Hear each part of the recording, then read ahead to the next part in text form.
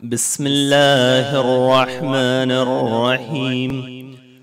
الحمد لله رب العالمين، والحمد لله الذي دل على وجوب وجوده افتقار الممكنات، وعلى قدرته وعلمه أحكام المصنوعات، المتعاليا مشابهة الجسمانيات، المنزه بجلال قدسه عن مناسبة الناقصات.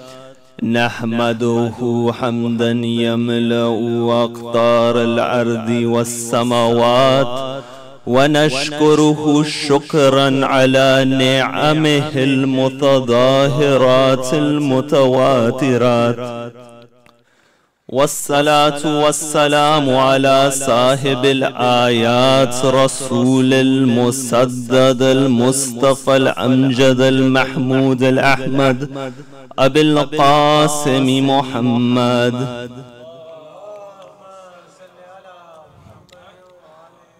وعلى آله الطيبين الطاهرين، والذين اذهب الله عنهم الرجس وطهرهم تطهيرا.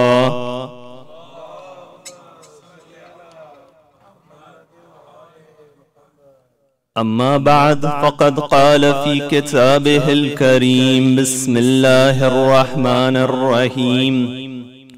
يا أيها الذين آمنوا إذا قيل لكم تفسحوا في المجالس فافسحوا يفسح الله لكم، وإذا قيل انشزوا فانشزوا يرفع الله الذين آمنوا منكم والذين أوتوا العلم درجات، والله بما تعملون خبير. صدق الله العلي العظيم. For the hastening of the reappearance of the master of our time, sallu ala Muhammad wa ali Muhammad.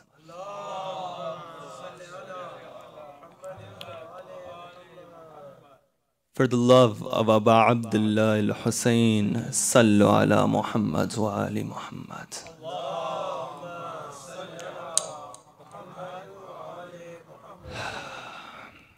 The moon for the month of Muharram has been sighted, and the 1440th year after the migration of the Prophet has begun with the morning of the martyrdom of Sayyid al-Shuhada. You see, every other moon, you have to look at that moon to know that the month was upon us. But this is that moon that when the companions of Ahlul Bayt, they knew it would come, they wouldn't look at the moon itself, they would look upon the faces of the members of Ahlul Bayt. Because they would notice that as soon as this month it came upon, their faces would begin to change. Our sixth Imam says that when I would look, I would see that there would be pain upon my face at that time. You see, the beauty of the event of Karbala is this, is that the more time goes on, the more this event is remembered. You see, time works in an interesting way. That which is before us in the future, we call it in Arabic the mustaqbal. The moment which we're in is called the hal. And every moment which passes, we call it the madi. That even before I finish my sentence, the words I said previously, they're considered the past. And these moments, they come together in such a way that seconds come together to form minutes, minutes to hours, hours to days, days to weeks, weeks to months, months to years, years to decades, decades to centuries. This is how time it passes.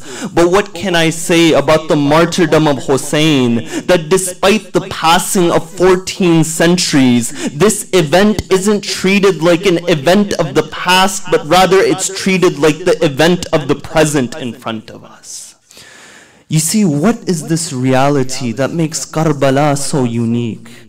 That if I ask you, there have been battles where more individuals have been killed. There's been battles which have been more recent in history. But what is it that leads us to remember Karbala in the way that we remember Karbala? You see, the first reason is that when you keep something in front of you, when you remember something in this way, it's so that you draw inspiration from that event. You know, the history of Tashayyu', the history of the followers of Ahlul Bayt, is a history which has been written with the blood of the martyrs. You know, I've seen academics, when they've written their theses, they would discuss that how has this group survived? That they have been persecuted, they have been marginalized, they have been oppressed, but yet this group, it continues to survive. And they summarized it in one sentence. They said the reason that this group, it survives is because of their red past and their green future. They would say this red past was the martyrdom of Hussein in Karbala, and that green future is the wait for their Messiah, Imam al-Mahdi, ajjalallahu ta'ala farajahu sharif.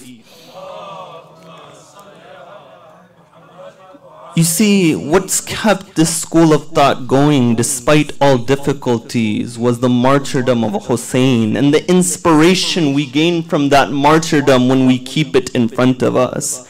You know, we even have it in the English language as an expression that when you want to forget something, maybe there was a time in your life where you would wrong people or you wouldn't do what you were supposed to, you would say that I put that time behind me. When something is put behind you, you try to forget it. When something is in front of you, you try to remember it. That's why when you look within the Quran, there are two groups of people mentioned within the Quran on the Day of Judgment. The first is that group who will be given their scroll of deeds within their right hand. The second is that group, the verses of the Quran say that their deeds will be in their left hand, and some mufassirin have said that this left hand will be behind their back. Because there's two sets of verses. One says left hand, others says behind their back. Some said the left hand would be behind the back. But when you look within the Quran of the rhetoric of both groups, you'll find a difference within their rhetoric. For example, go to chapter 84, verse 10 and 11. It says, وَأَمَّا مَنْ أُوتِيَ كِتَابَهُ وَرَاءَ دَهْرِهِ فَسَوْفَ يَدْعُو ثُبُورًا. He says, as for the one who is given their book behind their back, they will call for destruction. You see, the reason why their scroll of deeds is behind their back upon the Day of Judgment is because there is nothing to be proud of within that, so they try to forget it. But then the Quran, it gives a parallel picture to that. When you look within it, it mentions the people of the right hand. It says what? It says, فَأَمَّا مَنْ أُوتِيَ كِتَابَهُ بِيَمِينِهِ فَيَقُولُ هَاؤُمُ اقْرَؤُوا كِتَابِيَا. It says, as for those who are given the book within their right hand, they will say, here, read my scroll of deeds, because it's something to keep in front of you, something for inspiration.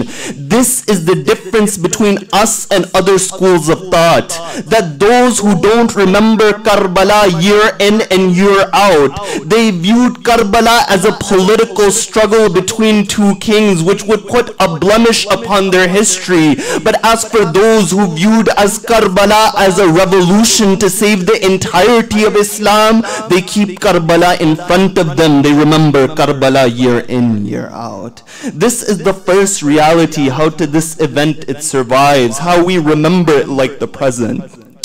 The second reality behind it that allows Karbala to remain so fresh despite the passing of time is that Karbala was a movement of haqq and truth. You know, oftentimes you hear these terms, haqq and truth. You've been listening to Majaalis your entire lives. But if I ask you the question that what exactly is the definition of haqq, what would you give me? You see, to understand the movement of Karbala, it's important that we understand this concept of haqq. And to understand this concept of haqq, there's three terms which I'll give you very quickly. The first is haqq. The second is waqi'iyya, reality. The third is sahih, something which is correct. Now to understand the concept of a haqq, you find that every haqq is waqi', but not every waqi' is haqq. That every haqq is a reality, but not every reality is true. You know, what do we see within the world? We see the rise of extremism. We see the abuse of women. We see the marginalization of minorities. We see so many injustices within the world. All of them are realities, but are those realities considered truth? No, they're not considered truth. That's why the philosopher said that for haqq, that kullu haqqin lahul haqiqa walakin laysa likulli haqiqatin haqq, that every truth has a reality, but not every reality has truth. So this is the first level. The second level to understand haqq is to understand the term sahih. You find that every haqq is correct, it's sahih, but not every sahih thing is considered a haqq. That if I told you that 1 + 1 is 2, for example, you would say this is correct. But would this be considered haqq? No, it wouldn't be considered haqq.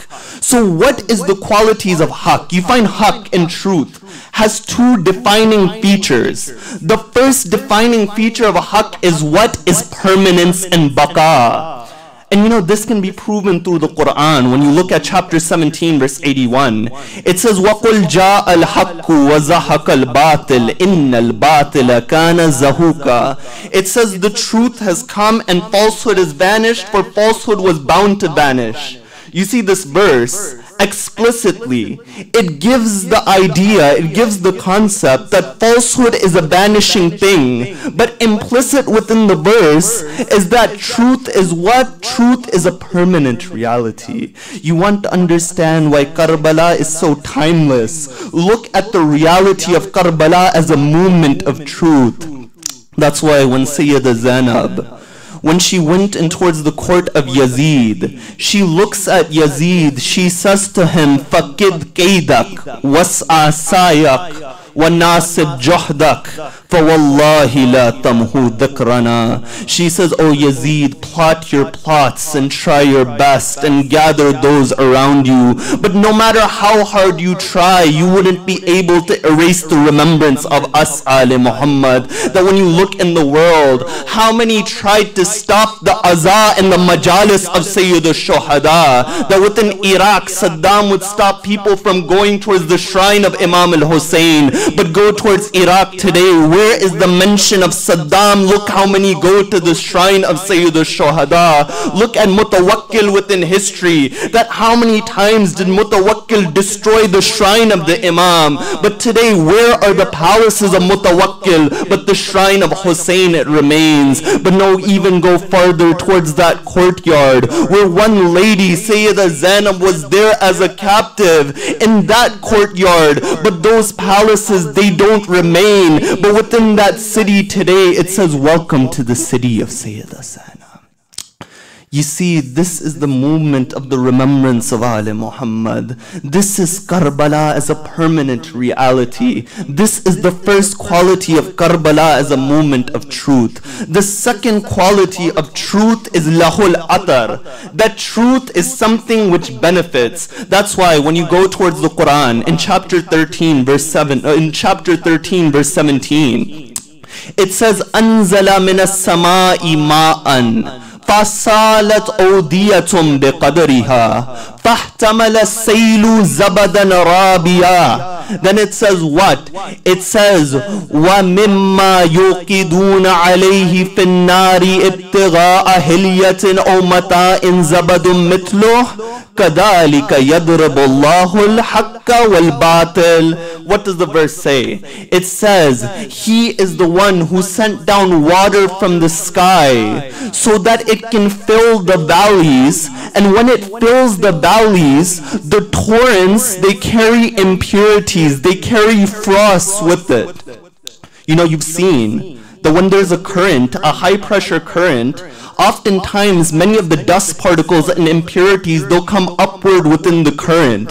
This is the first example the verse it gives. The second example it gives is that when you're trying to make minerals or make other apparatuses and you put that within the fire, you find from the layer of the minerals impurities, they rise. The Quran gave two examples: torrents when the impurities rise, and when you burn metals and the impurities rise. Now the Quran will explain its relation with haqq and batil. It says فَأَمَّا الزَّبَدُ فَيَذْهَبُ جُفَاءً وَأَمَّا مَا يَنْفَعُ النَّاسَ فَيَمْكُثُ فِي الْأَرْضِ. It says, as for those impurities, you find that they pass away as useless, but as for that which benefits mankind, you find that it remains. The Quran uses this example to explain the concept of haqq and batil, that batil is like those impurities within the currents, those impurities that rise from the minerals, but you find that they go away very quickly. But those pure minerals, that pure water which benefits all of mankind, its example is the example of truth. You find this is the Quran showing that the second aspect of truth is that truth, it benefits mankind. You find when we say that the movement of Hussein is the movement of haqq, you find this is that movement which benefits all of humanity. You know, in India, there was a poet by the name of Joshmali Abadi. He was a famous poet over there. You find when you read his biography, what does it say? It says that he was a Muslim. Then for 10-15 years in between, he became an atheist. Then after that, he becomes a Shia. Somebody goes up to him. They say towards him that you are a Muslim. Then after that, you left this religion. Then out of all of the sects, you decide to become a Shia. What is it that brought you back towards the religion of Islam? He replied by saying that I didn't study books, I didn't study arguments. All I saw was that Hussein sacrificed everything for his creator. I said to myself that if Hussein is willing to make this kind of sacrifice for his creator, then a creator must exist for whom he is sacrificing. You see, this is the power of Sayyidul Shuhada. Sayyidul Shuhada is that entity that brings an individual back no matter how far they sway. And you find what keeps this remembrance of Karbala going also are two institutions. The first institution is the inheritance of Sayyida Zainab. The second institution is the inheritance of Imam al-Hussein for the followers of Ahlul Bayt. That first institution is none other than the Aza of the Imam. And that second institution is the Ziyarah of Sayyid al-Shuhada. Tonight, it was necessary for me to give you this introduction. The topic which I've decided for tonight's Majlis is the philosophy and the etiquettes of the Majaalis of Imam al-Hussein. You know, when you look at the philosophy and the etiquettes, you answer two very important questions that whenever you do any act within your life, ask yourself these two questions. And that question is the why and the how. That why am I doing it? And how can I do it in the way that will maximize the benefit from it? And we'll discuss this topic on a number of stages. From the first aspect, I'll look at the philosophy of Majaalis from the personal and the communal level. From the second level, I will look at where in the Quran does the word Majlis come and what verses of the Quran can we use to support the practices found within the Aza of Sayyidul Shuhada. From the third level, I'll look at the importance of etiquettes and adab within the life of a human being. Number 4, I'll look at the value of these gatherings because that in fact is the first etiquette of the Majaalis. And from the 5th level, I'll analyze those other etiquettes that allow us to maximize our spirituality within the Majlis of Aba Abdullah al-Hussein salawatullahi wa salamuhu alayhi.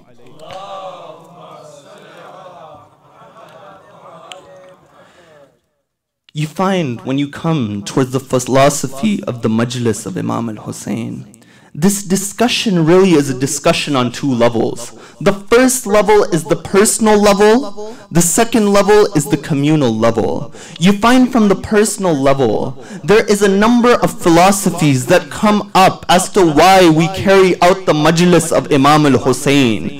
The first of those philosophies is that these Majaalis, they serve as a reminder for us. The Quran, it says in chapter 51, verse 55, it says to the Prophet, وَذَكِّرْ فَإِنَّ الذِّكْرَ تَنْفَعُ الْمُؤْمِنِينَ. It says, O Prophet, remind them. For reminder, it benefits the believers. What are we reminding? Number one, we're reminding of the Creator. Number two, we're reminding of the maqam of Ahlul Bayt. Number three, we're reminding of our purpose upon this earth. You see, it's been the system of mankind that Allah would send a group of people, then He would send them a prophet for hidayat. They would forget that guidance, they would be destroyed, the cycle, it would repeat, a new prophet would come down. You know, even when you look at the word insan, correct? You find the word insan in Arabic comes from nisyan. Nisyan means to forget. You see, it's within the fitrat of mankind to forget. And you know, this is a blessing as well. That imagine that your darkest moments in your life, you weren't able to forget them. That would your life be peaceful or would it be the opposite? This is why the sixth Imam in one narration would say that the ability to forget is a greater blessing than memory. Because if you remembered everything very freshly, you would find what? It would bring you agony. But at the same time, because it's within the fitrat of mankind to forget, you find that mankind needs reminders time and time again, year and year again. You think when Imam Zainul Abidin, when he would go around, do you think that the Imam would cry out of weak-heartedness? No, this isn't the reality of the Imam. The reason the Imam would cry time and time again is so that people will ask him why he's crying. The moment they ask him why he's crying, he can tell them about the martyrdom of his father, Sayyid al-Shuhada. That sometimes he would see a man slaughtering an animal. He would say, did you give water towards that animal? The man would say, yes. He would reply by saying, my father wasn't given water when he was slaughtered. Sometimes the Imam, when they would bring food in front of him and water, he would begin to cry. They would say, my father didn't have any food or water. He was killed thirsty and hungry. You see, the Imam, he would give reminders time and time again that this aza of Sayyid al-Shuhada, it reminds us of our purpose upon this earth. It reminds us that we're moving towards a higher reality. And this series of mine, even though each day is an individual topic, in many ways it's about the movement of man towards perfection and kamal within his life. You see, I remember the line of Sheikh Ja'far al-Shushtari. Sheikh Ja'far al-Shushtari, he wrote a book called Khasa'is al-Husayniyah. Within that book, he wrote about all those things which are maqsoos and unique to Imam al-Hussein and no other individual upon this earth. And he wrote a number of points about how the majlis for Ahlul Bayt are very unique. You know what Sheikh Ja'far al-Shushtari, he says? He says the majlis of Hussein is like the plain of Arafah. There's a deep connection between the rituals of the mourning of Imam al-Hussein and the rituals of the acts of Hajj, and that's for another time. But he would say that the majlis of Hussein is like the plain of Arafah. The plain of Arafah is that plain where Adam, when he was sent upon this earth, and Hawwa was sent somewhere else, they met upon the plain of Arafah. That's why the word Arafah comes from the word recognition. You find the Majlis of Hussein is that place of recognizing, not only recognizing the Creator, but recognizing our purpose upon this earth. You think that it's a coincidence that the dua of Arafah is from Imam al-Hussein? No, there is no coincidence within that. There is a strong link between the plain of Arafah and the movement of Aba Abdullah al-Hussein. So you find that this was the first philosophy of the Aza of Sayyid al-Shuhada. The second philosophy of the Aza of Sayyid al-Shuhada is that it reforms an individual. You see, when Imam al-Hussein, he leaves Medina, he gives his will towards Muhammad al-Hanafiya. And it's a line which all of you have heard, so I won't go too deep into the analysis. He says, إِنَّمَا خَرَجْتُ لِطَلَبِ الْإِصْلَاحِ فِي أُمَّتِي جَدِّي. He says, the only reason I'm leaving is to bring reform in the nation of my grandfather. That if the movement of Hussein was about bringing reform in the nation of Rasulullah, you find the Azaa of Hussein serves the exact same purpose, for the Azaa of Hussein can bring reform in the nation of Rasulullah. That's why Sheikh Ja'far al-Shushtari, after he would say that the Majlis of Hussein is like the plain of Arafah, he would say that the Majlis of Hussein is also like the place of Muzdalifah. You know, Muzdalifah is that place where you pick up those stones to throw upon those shayateen. That on the zahir of the act, you're throwing stones. But the batin of the act is that you pick up 7 stones representing each day of the week. And as you throw those stones at those shayateen, you're throwing those bad habits out of your life. You find that the Majlis of Hussein is that place where an individual, he picks up those habits, he picks up those stones of reform, and whenever there are any shayateen, whether it is his own nafs, whether it is his own desires that are bringing him down, he takes those stones from the Majlis of Imam al-Hussein and he throws them at those shayateen, that he gains that spiritual strength of reform to move forward. And this is the power of the Majlis of Imam al-Hussein.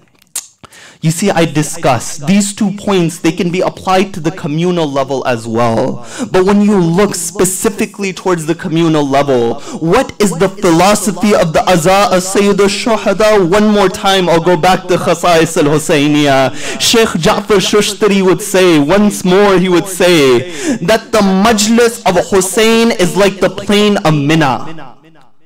What is Mina? Mina was that place of sacrifice. Mina was that place where a father was willing to sacrifice his son. You see, the Majlis of Hussein is the place of sacrifice.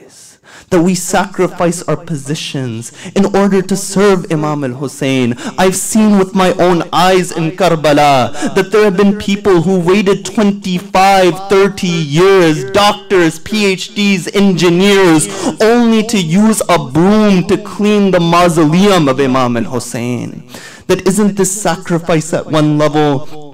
You find this is the power of the Majlis of Imam al-Hussein. That at the communal level, you find mourning is something which is necessary. Even when you go towards the history of the Prophet, which all sects of Islam they accept, it's stated that after the battle of Uhud, within the house of the Ansar, people they would cry over the martyrs of Uhud, but nobody was crying over Hamza, the uncle of the Prophet who passed away. And the Prophet, he says a line, he says, وَلَكِنْ أَمِّي Hamza لَا بَوَاكِي لَهُمْ. That as for my uncle Hamza, there is no one to mourn over him. So the Ansar, they would say to their women, go and mourn over Hamza. When they would go and mourn over Hamza, Rasulullah would make a dua for them and their children. You see, this is the value of communal mourning within the life of the Prophet.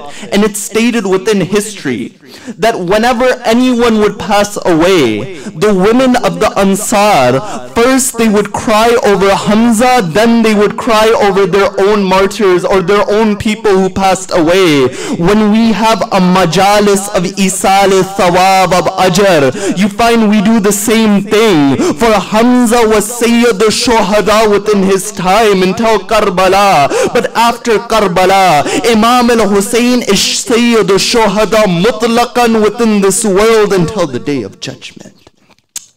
This is that power of the Azaa of Sayyid al-Shuhada. That the Azaa of Sayyid al-Shuhada has the ability to bring humanity and society together. You know, I've read within India, within the Qutb Shahi rule, there were many Hindu villages. And what the Qutb Shahi would do, they would give land towards these village owners so that they could perform the Azaa of Sayyid al-Shuhada. You know, within the 1600s, 1700s, the Hindus had a very strong caste system. Within this caste system, the top class wouldn't be able to associate with the other castes. But you find history records that within the Qutb Shahi rule, there were certain villages that only one time a year all of the castes were allowed to associate with each other, and the caste system would break apart, and that day was the day of Ashura. You see, this is the power of Sayyid al-Shuhada. If Sayyid al-Shuhada can bring the Hindus together, then why can he not bring his lovers together upon one platform? That you see, this platform of the Azaa of the Imam is a very powerful platform. You know, for example, even when you go to Soviet Russia, right?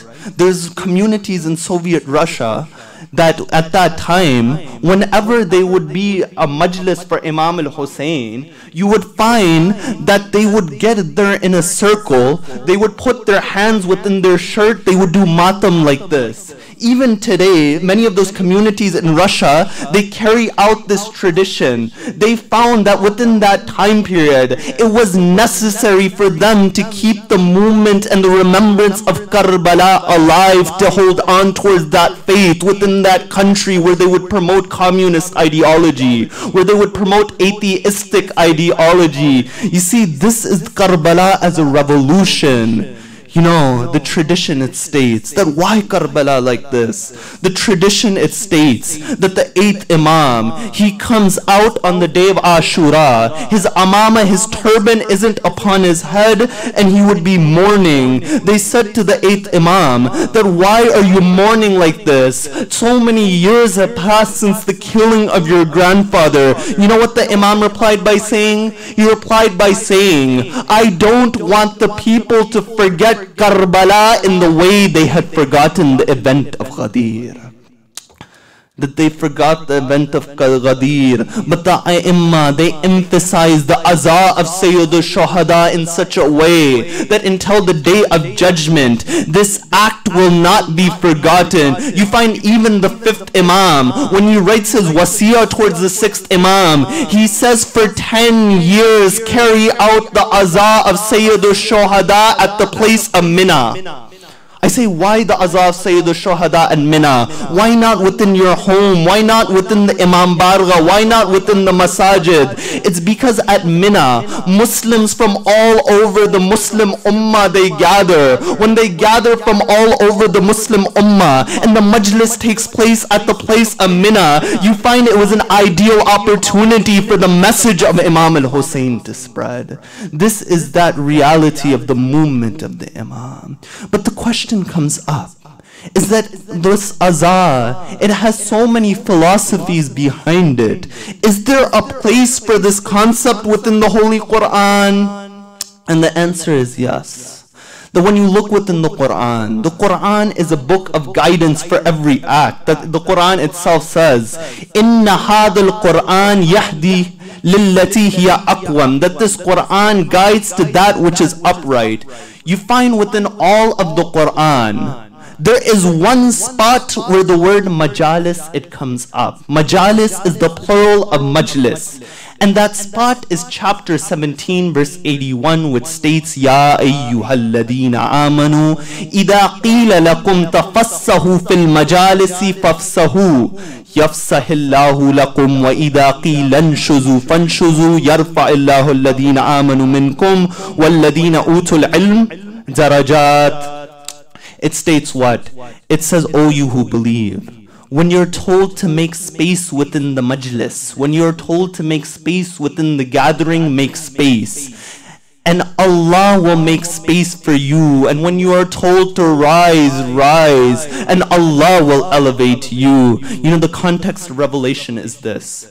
Is that within the time period of the Prophet, by the mosque of the Prophet, there used to be a ledge called the Sufa. And there used to be a bunch of companions who would be very poor. They would be the destitutes of society. They would go and sit by the Sufa. And Rasulullah, he would use this opportunity to preach towards them from time to time. You find one day, as they're sitting by this ledge, a group of individuals who fought in the battle of Badr, they come towards Rasulullah.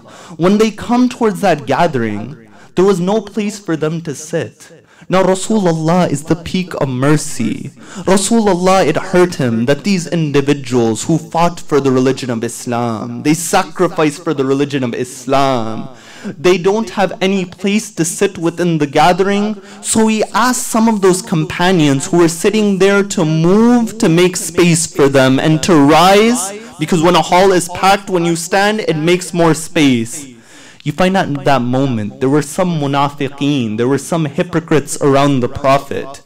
They would say that you say that this man is just, but look at his actions right now. There were a group of individuals, all they wanted to do was sit by their Prophet, but he moves them away for other individuals. At that moment, this verse, it comes down, it was revealed. It says, oh, you who believe, when you are told make space in a majlis, make space and Allah will open space for you. You see, the first lesson from this verse is that this verse, when it comes towards Majaalis and gatherings, it is speaking about the etiquettes of gatherings.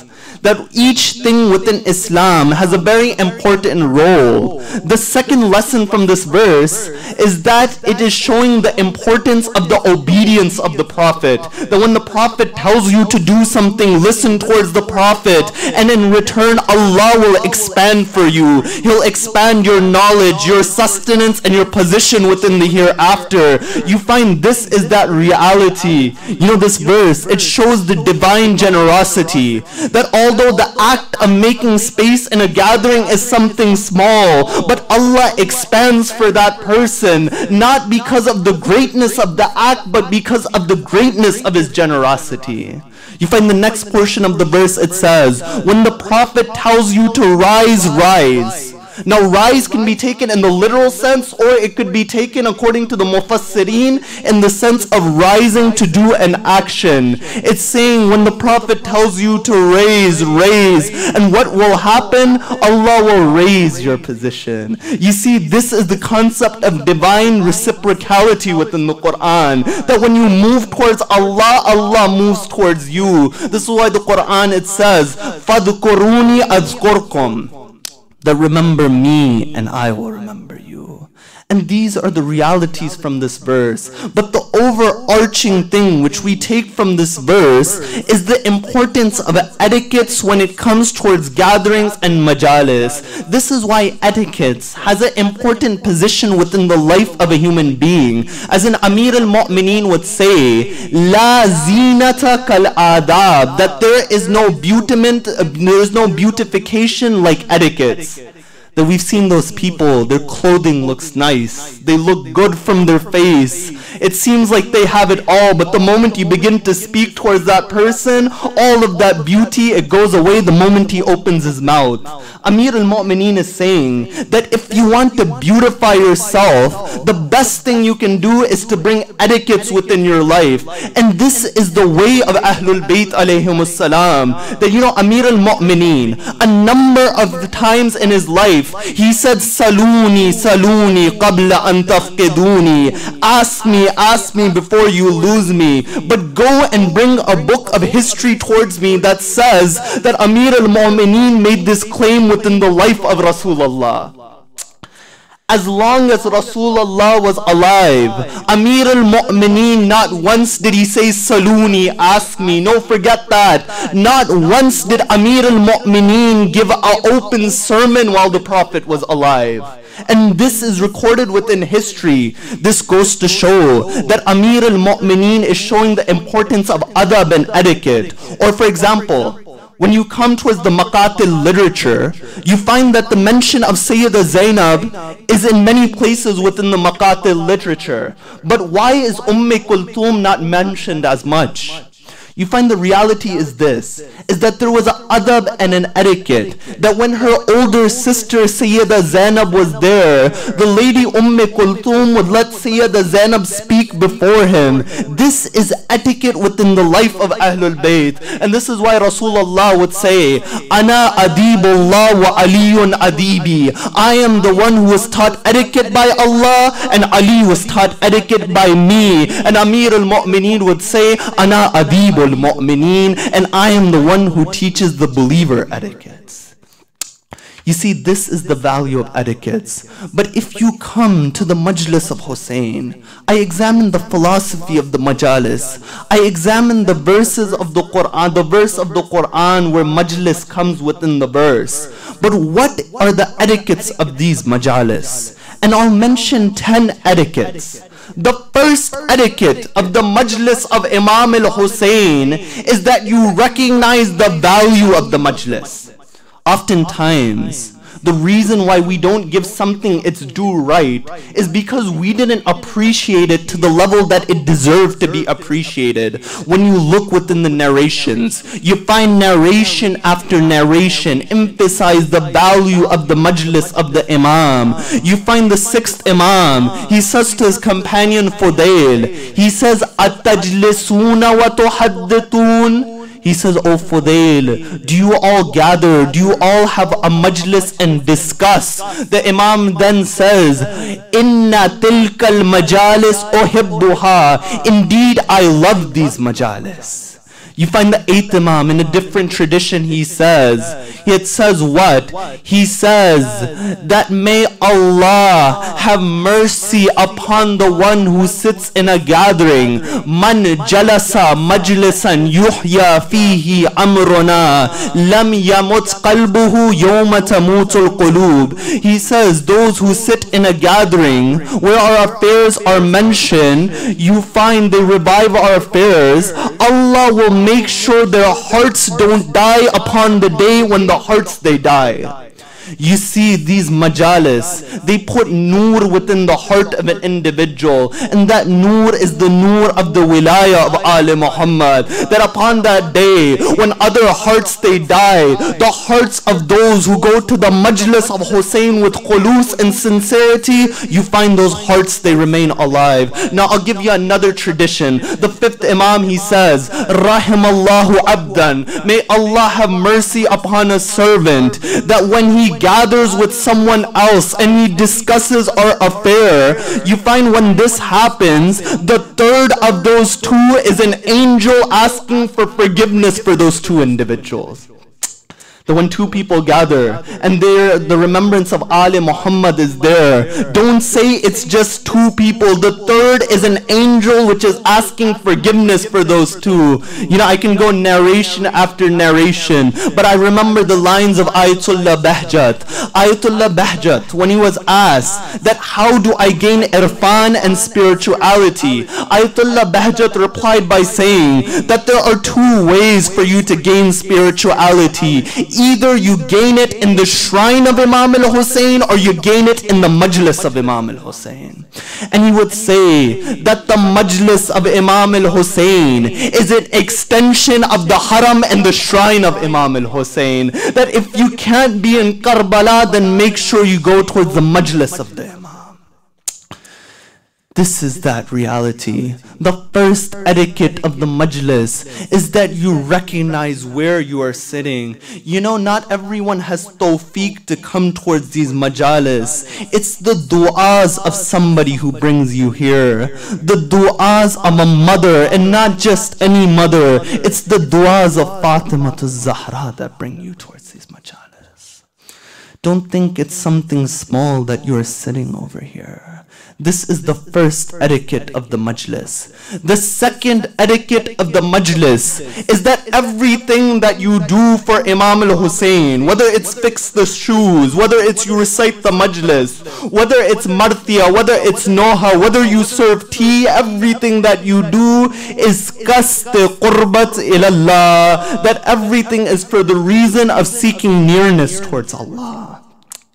That when you look at how Imam al-Hussein was so elevated, it was that connection of Allah, it was that sincerity within Imam al-Hussein, that when you approach the majlis of Imam al-Hussein, recognize that this is the ibadat of Allah.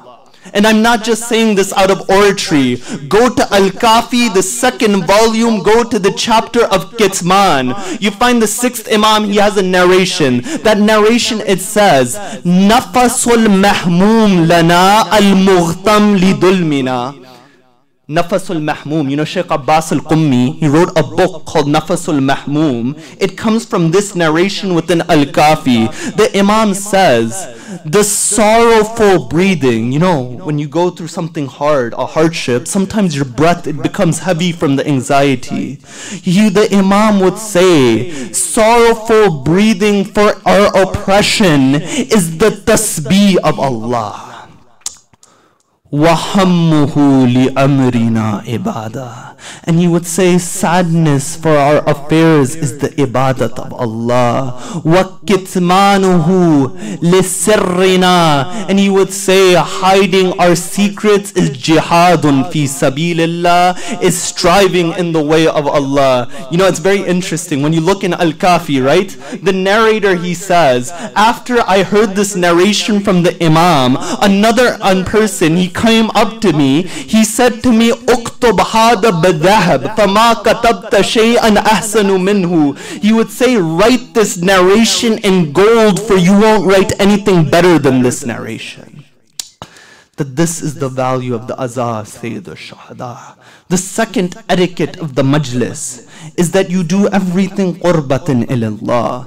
The third etiquette of the majlis is that you recognize every time you come to the majlis of the Imam, you are renewing your allegiance towards Ahlul Bayt, you are renewing your allegiance towards Rasulullah. And when it comes to the allegiance towards Rasulullah, the Quran, it says, "Inna alladhina yubay'unaka innama yubay'una Allah yadullahi fawqa aydihim." It says, O Prophet of God, those who pledge allegiance towards you have pledged allegiance towards Allah, and those who pledge allegiance towards Allah, the hand of Allah resides over them. That the barakah of Allah, the blessings of Allah reside over them.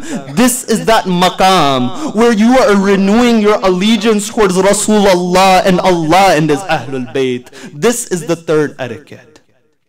The fourth etiquette of the majlis of Imam al-Hussein is that if it is possible, wear black towards the majlis.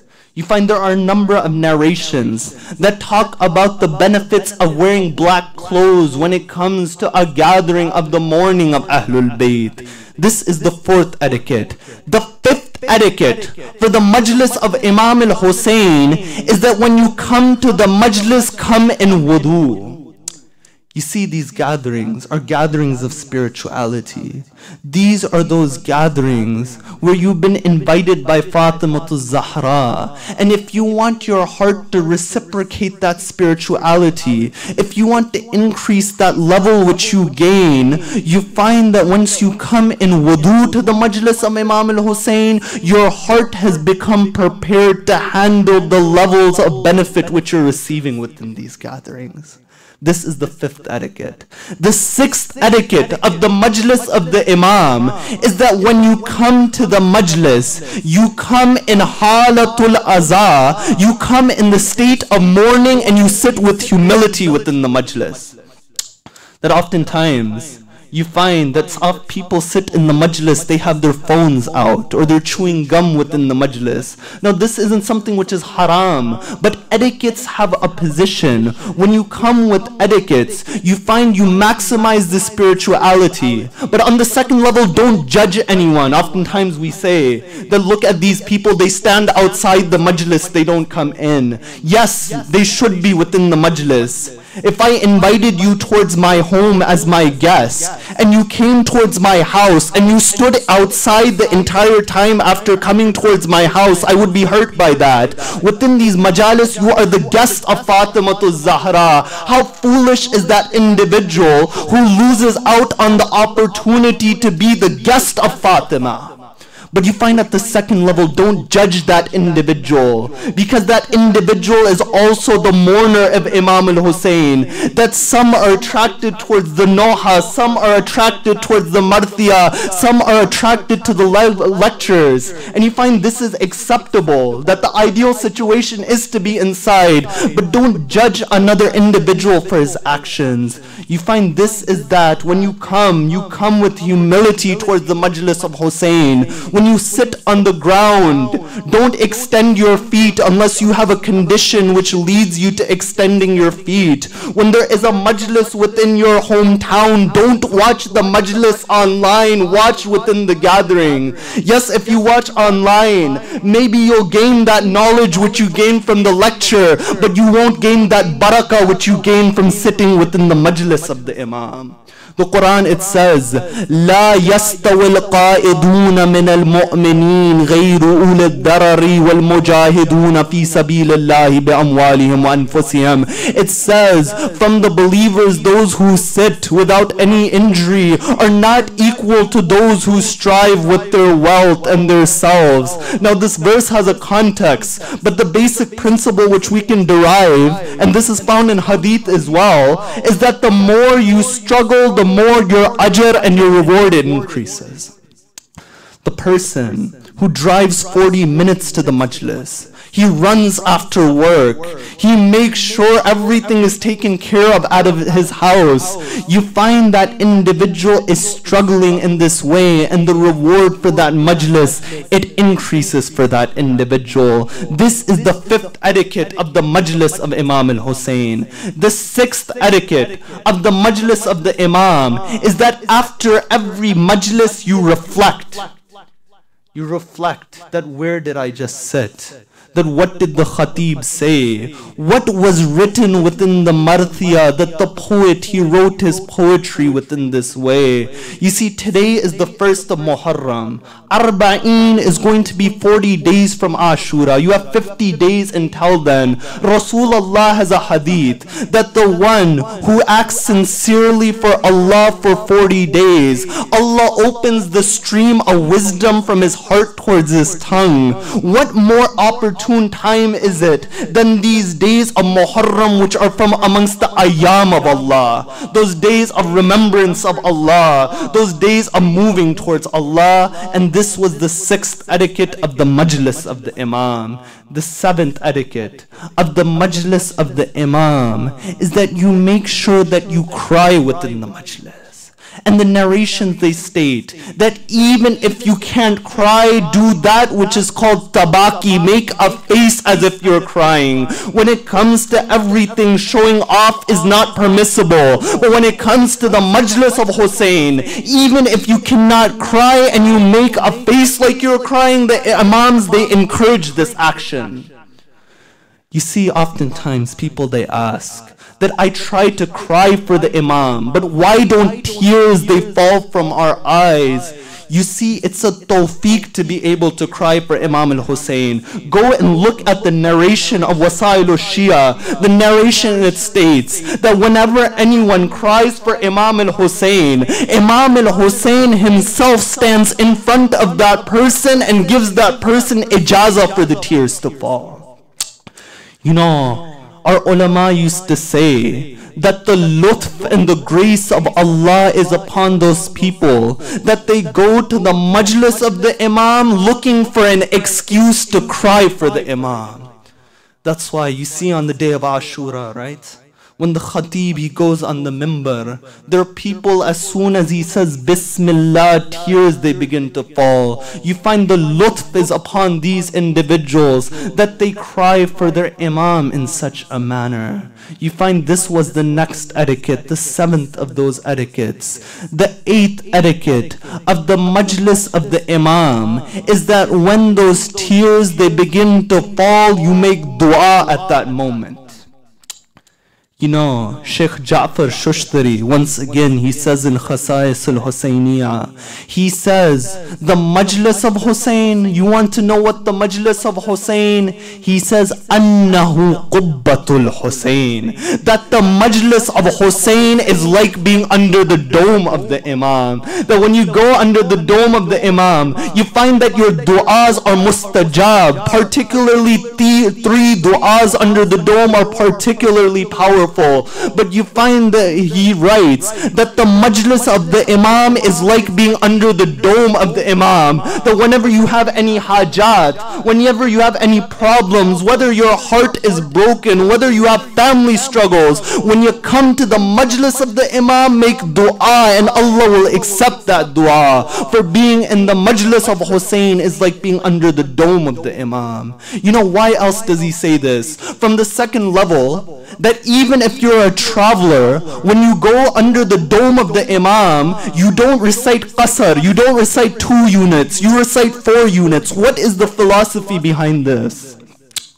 The philosophy behind this is that the imam is showing that when you come to my house, when you come to my shrine, you are not a stranger within my shrine. This place is like your home. This is that reality. You see, the doors of Hussein. Hussein is rahmatullah al-wasi'ah. The doors of Hussein are open for any hur that wants to come towards Aba Abdullah. You know, when you look in many parts of the world, right? I said earlier that even non-Muslims come towards Hussein. In many parts of the world, the masajid are different, the Husseyniyas are different. The masajid are different, the Imam Barghas are different. The masajid are different, the Majaalis' place are different. What is the philosophy behind this? You find when you go towards a masjid, there are certain sharait and shurut that a person in certain conditions cannot enter the masjid. Certain types of people, they cannot enter the masjid. But you find the door of the majlis of Hussein, the door of the Imam Barghas and Husseyniyas, they remain open for anyone. That if anyone within their hearts has an affinity towards Hussein, then this gathering is open for that individual. You know, my time is running out. I mentioned these 7 etiquettes. The goal was to finish all 10. But on another night, I'll finish these. But these nights, I know why you come. You come so someone can say the name of Hussein, so tears can fall from your eyes. You know, yesterday the moon of Muharram was sighted. There's a narration, a very authentic narration. In that narration, Rayhan ibn Shabib, he says, I found my master, Imam al-Rida, crying in the way a child cries over his mother. I said to him, oh my master, why do you cry in this way? The Imam replies by saying, oh Yabna Shabib, do you not know that the moon of Muharram has been sighted? He says, oh Yabna Shabib, in kunta baqiyan li shay'in fabki lil Husayn ibn Ali. And he says what? He says, oh Yabna Shabib, if you ever want to cry, whether it's your broken heart, whether it's your own problems, cry over my grandfather Husayn ibn Ali. Then you want to hear the line that he says? He says, Innahu dhubiha kama yudbahul kabsh. He says, my grandfather was slaughtered in the way that they slaughter a sheep. You know, the ulama, they've discussed that why did the Imam give this analogy? Because when you slaughter a sheep, you give water towards that sheep. When you slaughter a sheep, you sharpen the sword. When you slaughter a sheep, you make sure no other animals are in front of that sheep. But why does the Imam say this? Because upon the day of Ashura, the sword wasn't sharpened, neither was the Imam given water. From 70 steps, Sayyidah Zainab would watch as Shimar would set up. The ulama, they say that the reason why this analogy was made is because when somebody slaughters a sheep, no one is there to say don't slaughter that animal. In the same way when Imam Hussein was alone upon the day of Ashura, no one was there to say don't kill the grandson of the Prophet. The moon of Muharram has been sighted. The days of Azar are amongst us. You know, when you sit over here, you sit in comfort when you come to the majlis of the Imam. You know how history records that these majalis were passed? There was a lady in Baghdad on the day of Ashura. In that time period, Baghdad was a very dangerous place for the followers of Ahlul Bayt. She takes her children. She goes in the middle of the night to the outskirts of Baghdad. They say to their mother, "Oh mother, why are you taking us here? This is Baghdad. It's not safe at this time." The mother replies by saying, "There's something I need to tell you." She says, the Messiah of Sayyid al-Shuhada. She says, "Oh my children, don't you know on the day of Ashura, Hussein was killed? Don't you know that before that an arrow went into the neck of the 6-month child Ali Asghar? Do you not know that the arms of Abbas were cut? Do you not know an arrow went in the chest of Ali Akbar?" She recited all of the musibah in this way. Then she says, "Oh my children, has any of you memorized the musibah?" One of those childs, they say that I remembered it. Then she says, "Recite the musibah for me so I can cry for my masters." These are those days of mourning. And you know, the ulama, they discussed that what was the most difficult time for Ahlul Bayt alayhimus salam. One group, they came forth. They said the most difficult day was Shab Ashura. For that was that final day. No, a second group, they came forth. They said the most difficult time for Ahlul Bayt, the most difficult time was Sham-e Ghariba upon that night. But no, there was one group of scholars, they said that the most difficult moment for Ahlul Bayt is when they left Medina for the final time. You know, leaving Medina wasn't easy for the members of Ahlul Bayt. For Medina, it signified the journey which was coming in front of them. But what can I say upon that day in Medina, that as the women, they would come out of their houses, Ali Akbar would help Layla upon the camel, Qasim would help Farwa upon the camel, Abbas would help Kulthum upon the camel. Then a caller would call out, "Oh people of Medina, go inside, for the daughter of Ali, Zainab, is coming out." When Zainab would come out, from one side Abbas would come, from another side Ali Akbar would come. You would find from one side Qasim would come, but the Imam would say, "Oh Abbas, oh Akbar, oh Qasim, no one will help Zainab upon the camel except for the brother of Zainab." The Imam, he helped Zainab upon the camel upon that day. But I say, look, on the 11th of Muharram, when the women didn't have anyone with them, Zainab would say, "Oh Farwa, don't worry, Zainab will help you upon the horse." Zainab would say, "Oh Rabab, don't worry, Zainab will help you upon the camel." Zainab would say, "Oh Kulthum, don't worry." But that moment came upon the 11th of Muharram.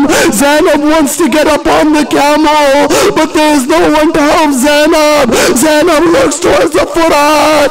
She says, "Oh my mother Abba."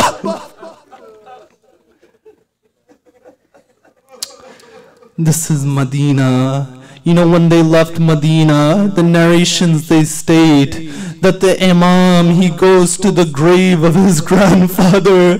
He says, "Oh Rasulullah, take me with you. I don't want to stay with these people, for your ummah has oppressed me."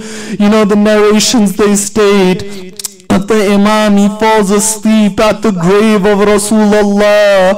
When he falls asleep at the grave of Rasulullah, Rasulullah comes in the dream of the Imam. He says, "Oh my son Hussein, it is the mashi'at, it is the will of Allah to see you killed and your women taken as captives, for there is a status that can't be attained except through martyrdom." You find the Imam first, he went to the grave of Rasulullah. You know which grave he goes towards next? He goes to the grave of his mother Fatima Zahra. But you know, the narrations, they differ in the way the Imam walked towards the grave. The narrations, they state when he went towards the grave of Rasulullah, the Imam would walk very slowly towards the grave. But when he went towards the grave of his mother Fatima Zahra, it stated the Imam would walk very quickly, in the way a child goes towards his mother.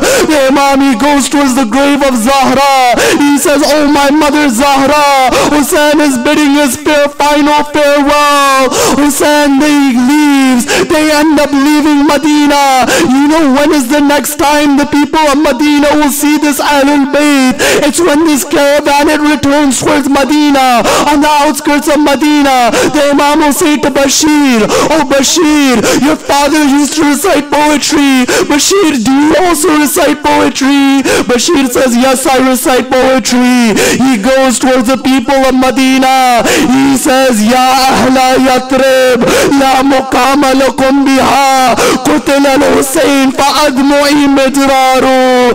He says, oh people of Yatrib, you know, I used to think, why did Bashir say the people of Yatrib? Why not say Medina? You find the answer is this, is that before the Prophet, it used to be called Yathrib, but after the Prophet was there, it was called Medina. Now after the killing of Hussein, don't call this place Medina anymore.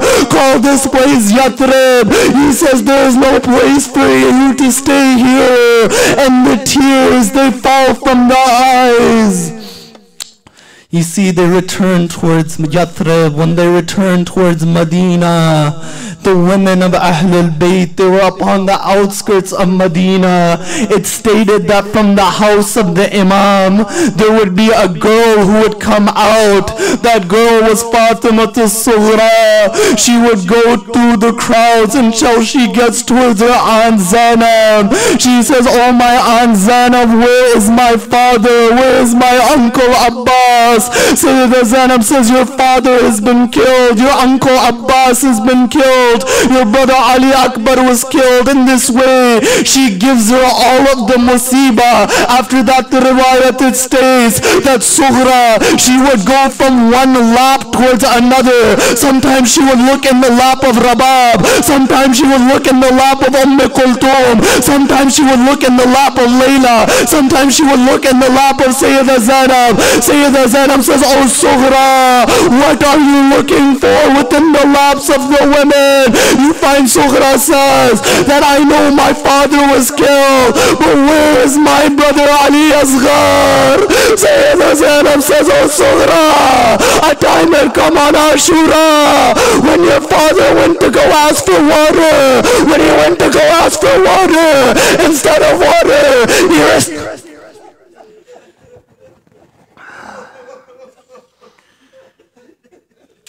instead of water, he received an arrow.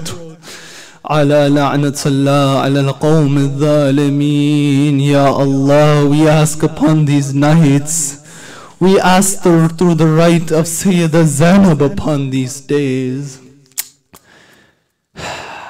You know, it's stated that when Sayyidah Zainab, she returned towards Medina, she went towards the grave of Rasulullah. She says, oh Rasulullah, your Hussein has been killed. Then after that she says a line.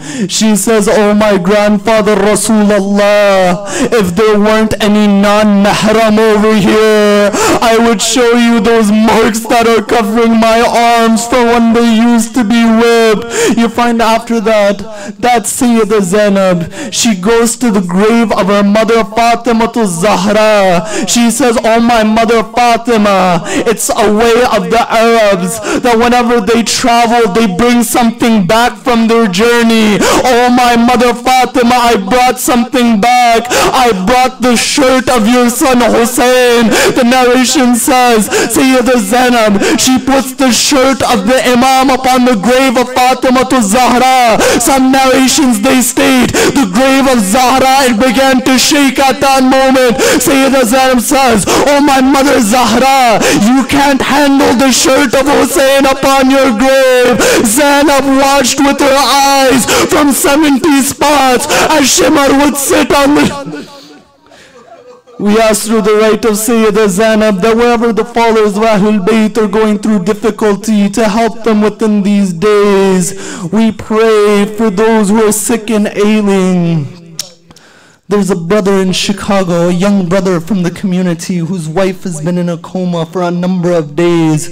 We pray through the right of Imam Zainul Abidin that he cures the wife of this individual. He cures all those who are sick and ailing within the community. We pray for the opportunity to go on the ziyarah of Sayyid al-Shuhada. We pray for the intercession of Sayyid al-Shuhada. And ultimately we pray for the hastening of the reappearance of the master of our time. ربنا تقبل منا إنك أنت السميع العليم. صلوا على محمد وآل محمد.